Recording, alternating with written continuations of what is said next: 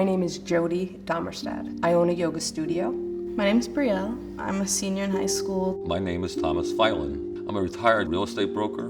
My name is Sarah Lund. Damaris Grossman.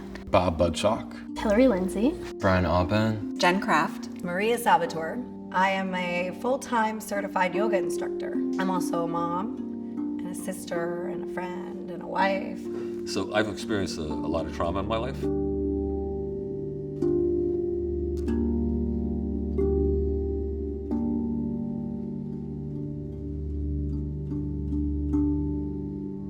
I've had a long struggle with body image issues. I had an eating disorder in college.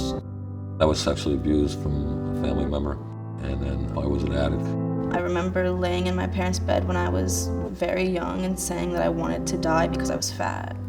I used to be a social drinker until alcohol turned against me and I became a closet drinker in my depression. So I self-medicate substance and alcohol and self-injurious. I was scared, severe anxiety, and had an addiction. I would get this physical craving. I had a big problem with cocaine. I mean, I just could not do life without these substances. I had drilled into my brain that nobody wanted me, I was worthless. I was deeply depressed, even suicidal. My bottom was a suicide attempt by hanging. I was outwardly very successful. However, I was dying on the inside. I would start just picking out trees and telephone poles to drive into. It was in the middle of the night and I had been approached by another officer and it ended up being a sexual trauma. I didn't have any outlet. I didn't have anyone to help me. When I would drink, the anxiety and the depression, that noise would get louder. It's this battle, you know, just stop. Why don't you just stop? Just stop. Why can't I just stop? You never would think things like that are gonna happen. I soon became the things that I thought only happened to other people. I had 8 months of sobriety and then dealt with a devastating relapse. Right now, I am 1 month outside of that relapse. I was really suffering at that point in my life and needed to hear the message of hope. And it was offered to me at a yoga class. I always sort of turned my nose up at yoga because I thought it was lame, for lack of a better word. But what I found was just a whole world that I didn't know existed before.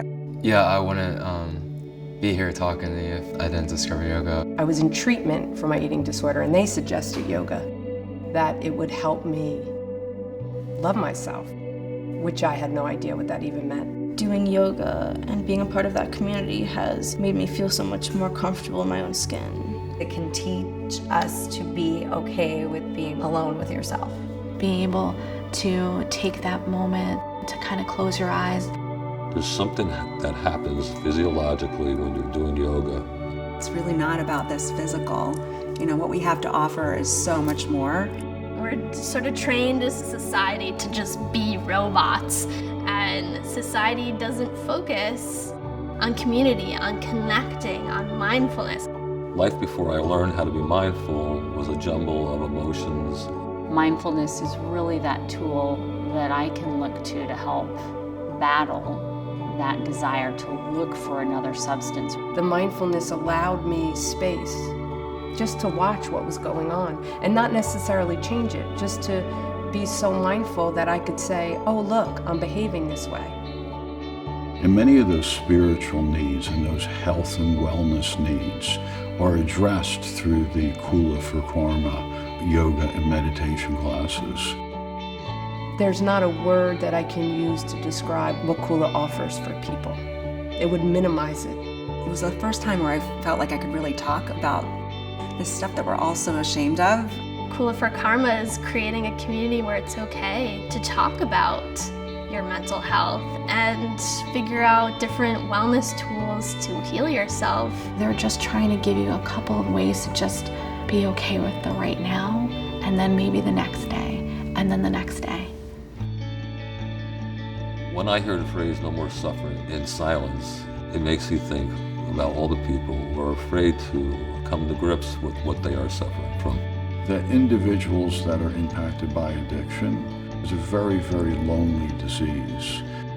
The more that we open up and the sooner that we open up, it ends that suffering. As I got more into yoga, I wanted to help others start to feel better in their bodies the way yoga had helped me. And so I started to teach a yoga for eating disorder class. Sophomore year, I told my parents, look, like, I really need help or something's gonna happen, and I don't want that to. You don't have to be afraid to ask for help because you're never alone and you're loved. What makes me smile?